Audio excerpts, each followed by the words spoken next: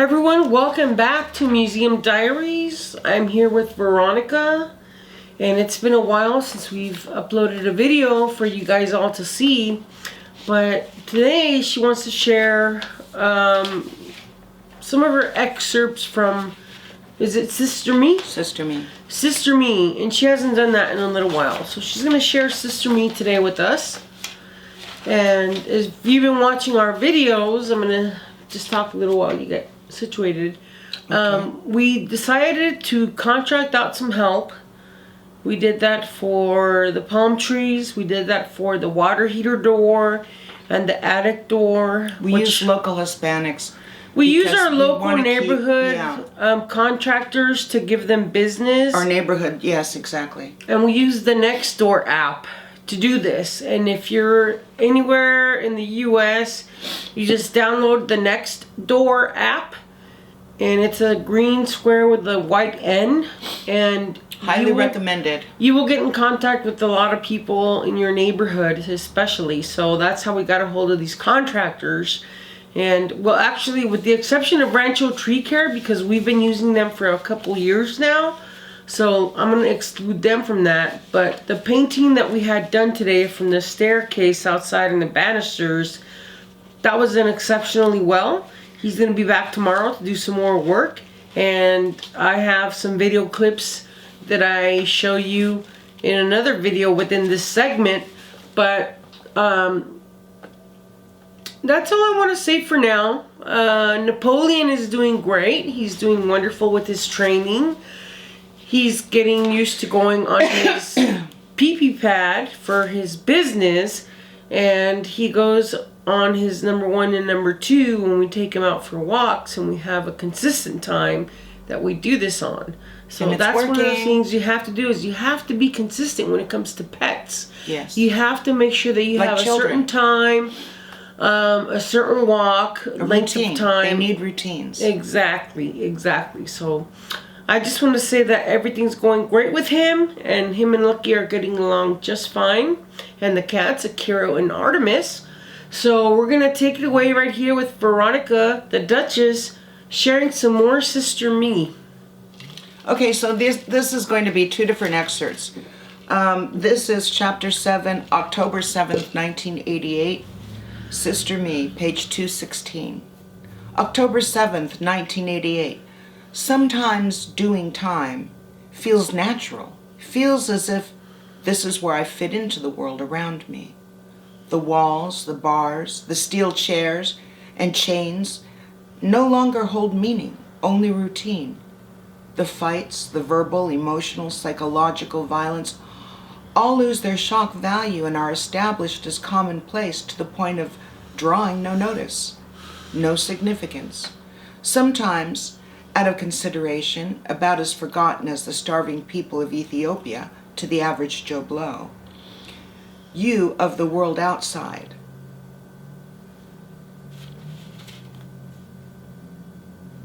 outside the walls, can recognize it exists, but you can't forget. You ignore without intending to, because your life is so different from that reality. So freedom seems to me sometimes there is a presence of numbness that envelops the sane mind in an anesthetic slumber. There's a defense mechanism that keeps one from going mad or being too extreme from their cumulative effects of long-term horror. To react entirely, sanely, in a very long-term jolt would be either to give up sanity altogether or to try to get away. When that is blocked, the numbness is really not an entirely unhealthy thing. To survive with some of your emotions intact is the truest test of endurance here, the great demand of my confined living. Page 374. Meanwhile, the wheels of justice had been churning, burning oil over the weekend. It seemed that before the resolution of the robbery came to this touching end, a few of the culprits wrote kites on me, complaining I was tank bossing. That's a known offense in the jail system, as I was soon to learn. They modestly failed to mention that my bossing had interfered with their usual occupations of extortion and robbery, and they were afraid I'd kick their ass if I caught them. I made no bones about that. Abusive behavior toward others, exploitation, intimidation of the weaker, older prisoners was out, because unlike everyone else who claimed that they were not the one, I explained I was. The shit ended here, and if anyone wanted to fuck with someone, why not try fucking with me? Or were they just punks who could only dog the weak prisoners? Yes, I admit, I was very bold and out front. On more than one occasion, I shouted, "You want to fuck with someone? Then stop dogging the weak and fuck with me." Invitations, which no one took up. I didn't repress others by threat, except when things got out of hand. I figured my world is where I am, and now they're in it, and I want some order. No violence, no tyranny, just human decency and respect of other people's rights. So Monday, following the scenes I've just put forth, a guard came to my cell unexpectedly and caught a young weed dealer in my cell. We had been discussing a legal dilemma regarding some civil action she had sought. The sergeant angrily ordered her out and to lockdown, then told me to pack up. I was being taken back to the hole. Oh, man. Why? For allegations made against you, Compton. In jail, they punish you first, then look into the charges. I began packing. Some of my P's, which means partners, some of my P's came by to find out what was happening. I told them. Then the news began from climbing to the top of the bottom of the tiers to the others. Then began climbing to the top of the tiers of the tank. As the goon squad came to escort me away, JB and others started an uproar. They were outraged at my being taken out for tank bossing. They began clapping and pounding on tables while chanting, "We want Veronica! We want Veronica! We want Veronica!" The guards ordered them to stop and began issuing threats. They resisted. I could see a riot was shaping up. I shouted for them to chill out.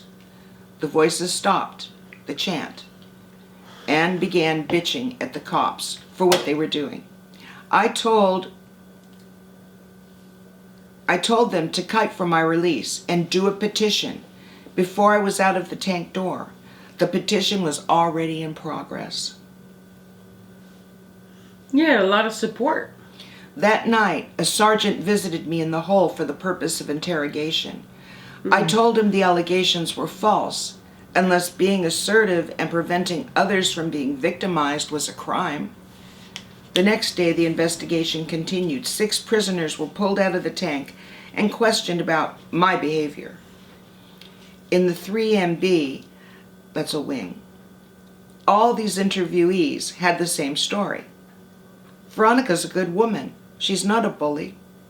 And so it was. Every woman in the tank, all 38, wrote letters on my behalf, including the ones who had kited me out.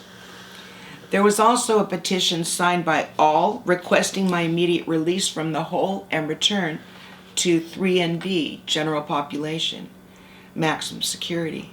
I received a formal apology from the investigation sergeant, who explained it was the jail's duty to take precautionary measures, just to assure that neither I nor anyone else was hurt in the event the allegations were true.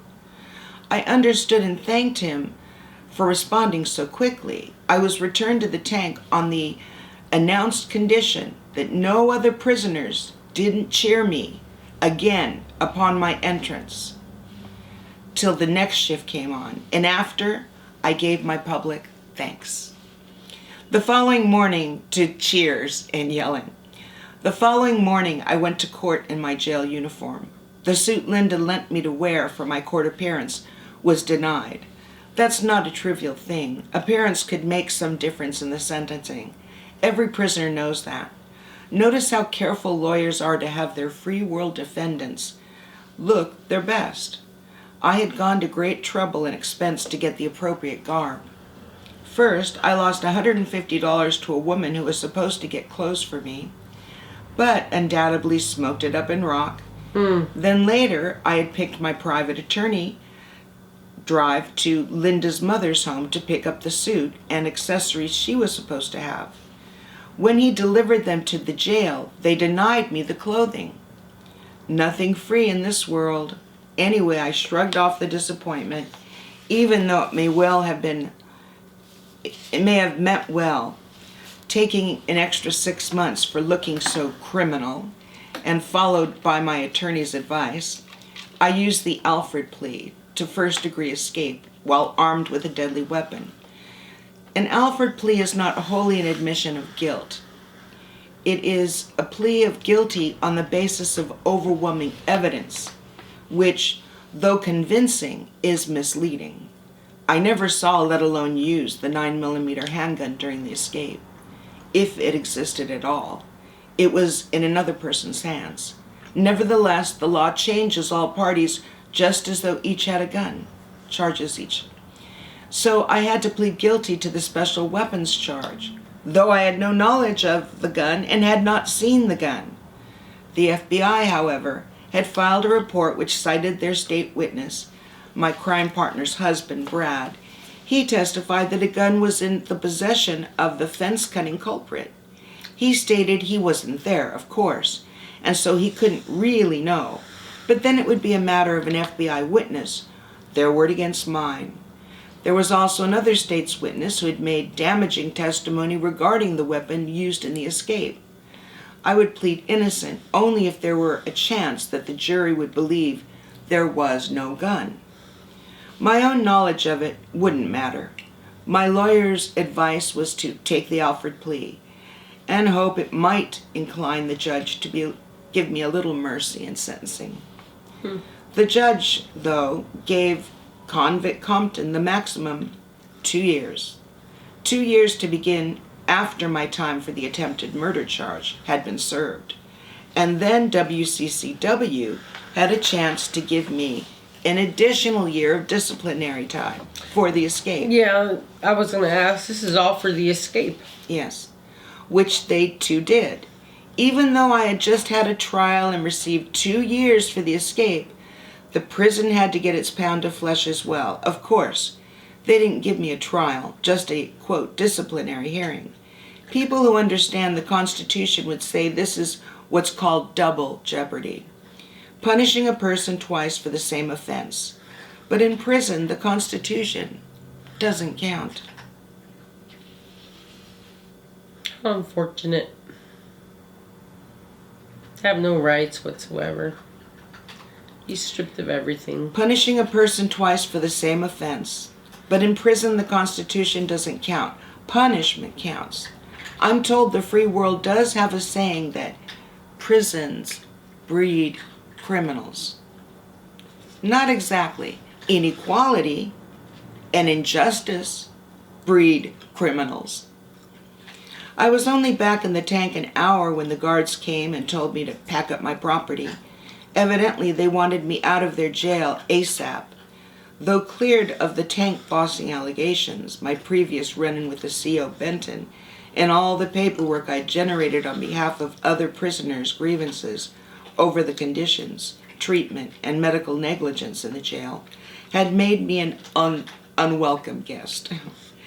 I'd sent out kites and appeals, copies of requests and petitions to be sent to the local lobbyist, the governor's office, a prisoner law firm, the Washington Prisoners Support Group, and anywhere we might get a hearing or generate attention.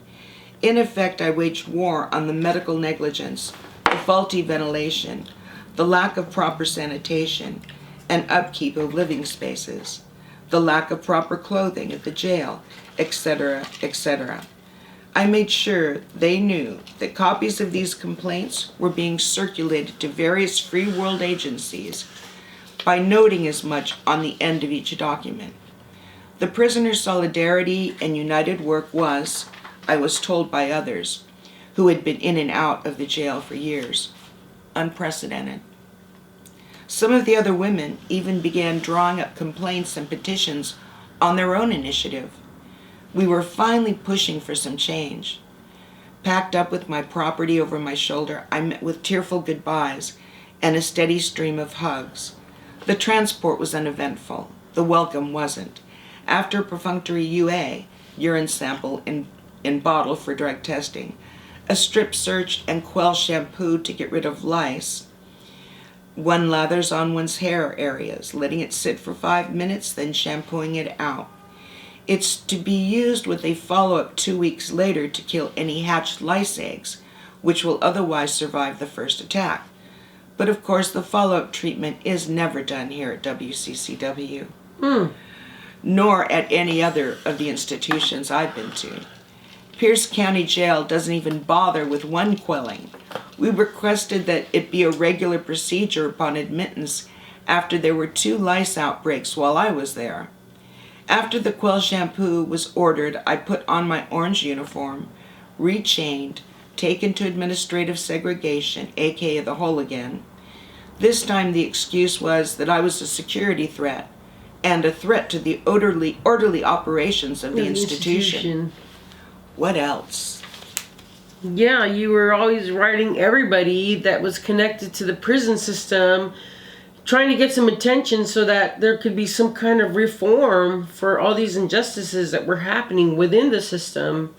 And you did, and they considered you a threat to the orderly operations of the institution. Now, this happened after your jailbreak? Yes. Okay. Yeah. I can understand why they did it after your jailbreak. They might have thought you'd encourage others to escape from prison. There were so many motives, and I was such an activist. Yeah. I was publishing all over the world in all different types of newspapers and magazines, getting notice. Oh. Yeah. Chemicals overstimulated some neurological functions while inhibiting others. Some memories were retained and others lost. Memories of identity were confused. Memories of relating to reality were muddled. And with these impairments, I attempted to function in the world around me, most unsuccessfully. The lifelong behaviors established by my effusion of paranoia, I lost the fight. Unconscious, self-perpetuating victim syndrome had become exaggerated. I had no defense left but withdrawal, complete surrender, and a new repression reaction. The repression was of my fear of victimization. That victim in me was now completely buried beneath the now unrepressed rage that transmuted into Ken. The boogeyman was out. So what next? Is all my explanation just a desperate excuse? According to Webster's dictionary, excuse is a noun meaning explanation. This is my explanation. This is why I did it. Does that mean I think it was wrong? Just the opposite. It was wrong, and I was wrong so long as I tried to hide or justify what I did. Once I got beyond that, I was beyond anything the criminal justice system could ever do to punish me. After that, it would simply be wasted. Yet, even knowing that today I'm horrified at what I attempted, it still remains to explain, to account for what I did. That's what I'm doing. Am I desperate? Yes. Not just for freedom, but to be free to care for my child. I am a mother who loves her child, and the last I heard mine was in juvenile hall. Why? For the terrible crime of running away from my fathers. The system has nowhere else for him to go. He's run away from a boys' home twice, and now he's left to his foster home. Desperate, yes. The mother in me is desperate to make a shelter for my child. Escape seemed the only option. But for myself, the adult who lives and works day in and day out of prison, I managed to survive. That part of me isn't that desperate. I want to stop right here to discuss this. And you had Stevie already, when you went to prison. And while you were in prison, you had Juliet. Yes, I did. And when you finally got released from prison on parole, how old was Juliet? Juliet was 7. 7. Yeah, so, you know, and you talk about him going into juvenile hall and you escaping from prison to try and save Breaking him out, yeah. from getting into juvenile hall. Because you didn't want him to get him wrapped up in the system. Exactly. As you were already wrapped up in the system. Precisely. And, well, you couldn't make it to him, but what happened to him after that? Well, he got bounced around different foster care homes, and he did not want to live with any of my relatives, my father, because my dad was really strict, and he said my dad was abusive toward him and, you know, hit him physically. Yeah. And he just kind of was a wayfarer, you know what I mean? He had no port in the storm, so to speak. Uh-huh. I attempted so many times to give him money, to buy him apartments, to buy him a home. And unfortunately, that didn't work out. Yeah. He lost the place. He called you very recently. Mm-hmm. How did that conversation go? I know that you're not very close with him. You're very, very close with Juliet. You Yes. speak with her every week. Every couple of days you're speaking with her. Mm-hmm. But with Steve, it's different. Mm-hmm. It is. He's a grown man now. Yeah. You know, he's in his 50s. Wow. Mm-hmm. Yeah. So there's a big difference in age. You know, it's a relationship that we each are working at to the best of our ability, and we love each other. Yeah. Mother and son, of course. Well, I hope you enjoyed my excerpt for today. I want to thank you for sharing that with us. You're welcome. You have so much to share with the world, especially with people that are ex-felons in prison. And life will throw you curves, will throw you... It does. A little bit of everything. And we all respond different ways. But you've had a lot thrown your way, especially dealing with the ALS with Jake. Oh, yeah. And having to see him pass away from that, and Juliet being a part of that, losing her father at a young age, condition. and then her getting a cardio infection, which led her to have a artificial valve. Yeah. So, yeah, you've been through a lot, and I just want to thank you again for sharing with us. Well, thank you for having me. Yeah. And thank all of you for listening and caring enough to listen. I hope that you find something interesting or redeeming in this. I want to thank our patrons for supporting our production, Museum Yes, Diaries. thank you. I'm going to give you guys a special shout out right now. I want to thank Rocio Matthews, Isaiah Contreras, Elizabeth Castro, Cassandra Barrera, and Rogelio Contreras. I want to thank you all. It means a lot to us. We hope that we can gain more patrons on patreon.com/Museum Americana. And thank you for watching this video. We'll talk to you guys very soon. You're all we in hope our you hearts enjoyed and it. minds. And be safe, everyone. Stay Please. COVID free. Yes. Bye for now. Bye-bye. Peace out. I hired a handyman. His name is Alejandro. If you can see his card there. He services the valley. That's his number. 818-339-8621. His name is Alejandro, and we hired him to do some painting. Tell the name of the company. I did. He's doing some painting of our stairs, the banisters that go up to the stairs, because there was a point in time when Julie was staying here, coming by actually, not staying here, but she was coming by. She ended up using an off-white paint to try and paint up some scuffs, and she ended up using some brown paint and ended up painting the ledges of the banisters. She carried that brown all the way down, and we didn't want that. Aesthetically, the house looks bigger with the staircase right here being white, not brown, like There's right there. going to be a lot more touch-up, too, for you, okay? Okay. So when you're done with this, there's more work for you. Okay, thank you. Yeah. Okay. Okay, so I'm gonna show you a close-up of what he's doing. He's painting this white right here. You need to charge it. And he's just painting white, what Julie had screwed up, and it's looking really good.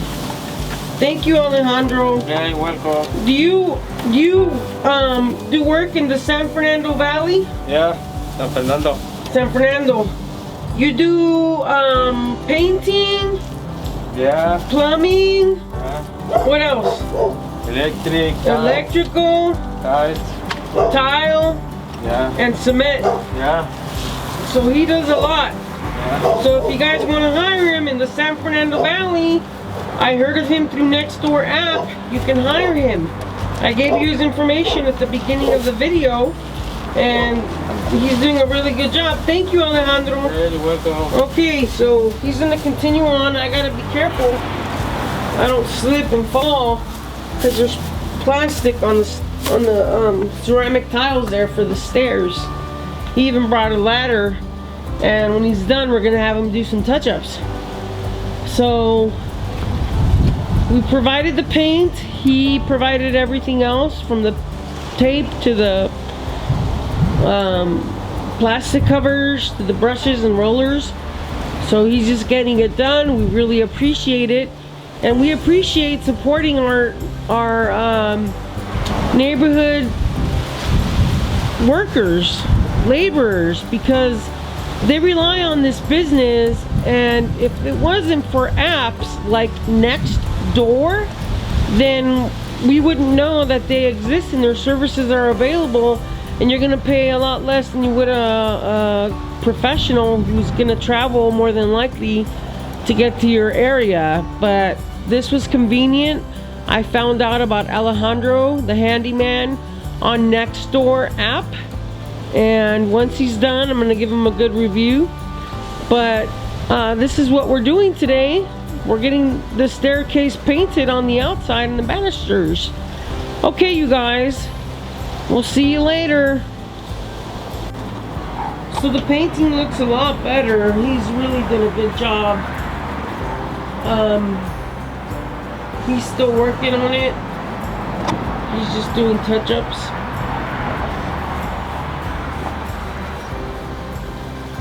But it's looking good. It's looking really good. This was looking really bad at one point. I mean, this banister was right here was off colors, and now it's all white again. It looks beautiful. This house is gonna look amazing in the sunlight. The radiation, not the radiation, what am I talking about, radiation? But the sunlight reflects off of it. And it looks really cool. It almost blinds you, all this white when you're walking in the sunlight or when the sun is setting.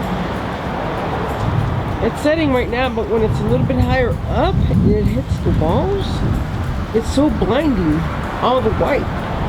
It's very beautiful though at the same time. Okay, he's gonna come back tomorrow to finish up some stuff is what he told me, because we asked him to do some more touch-ups, and he's gonna get it done. But here he is. He'll get it done eventually, like tomorrow. He said he'll come back. So he's just looking over his work, giving everything a nice paint over, a nice touch-up. He's got the roller on his left arm, so he's just making sure the work gets done. This is Alejandro doing his work. It's slowly getting dark. He's still here. He's going to be leaving soon, and then he'll be back tomorrow for more. And of course, we'll pay him extra for the extra work we have for him. Okay, you guys. Thanks for watching.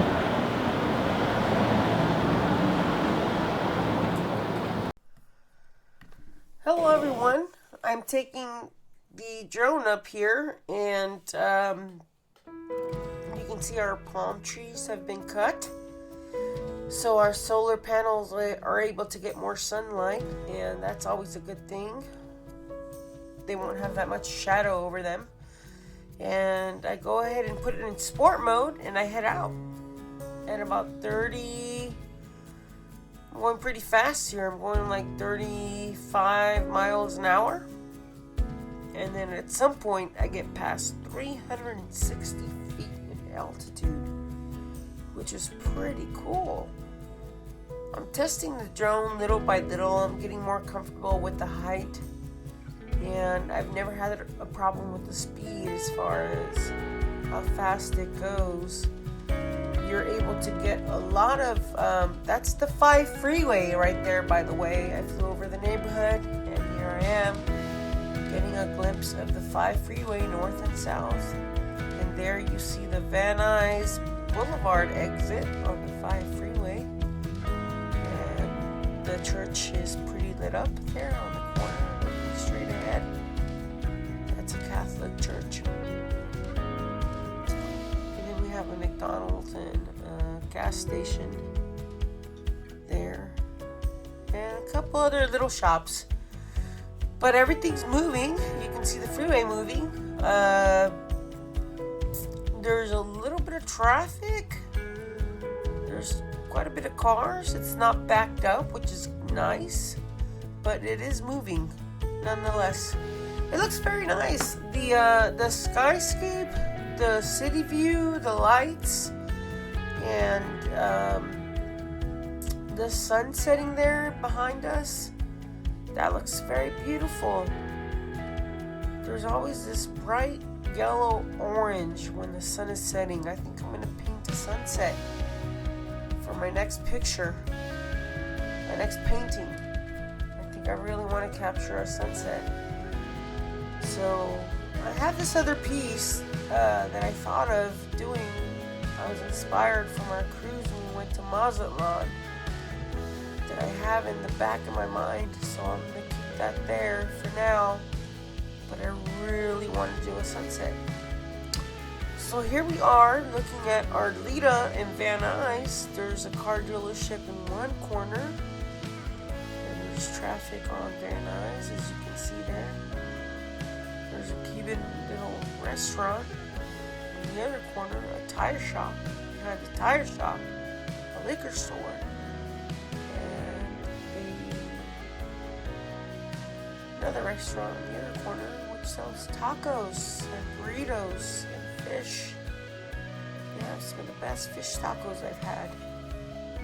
Tacos El Oso. They're really good. So there we see Arleta. It looks a little lit up. We have traffic. Normally we don't have traffic. Excuse me. On Arleta. But right here, you can tell it's coming. And it looks like it's mostly heading from the south side, heading north, parallel to the 5 freeway there. So at this point, I bring the drone back home, and it flew very smoothly. It was a bit windy, believe it or not, but it flew pretty smoothly. And I knew it was windy because I did a little barbecue today. I did some steaks and some chicken tenders on the grill, and it was pretty windy.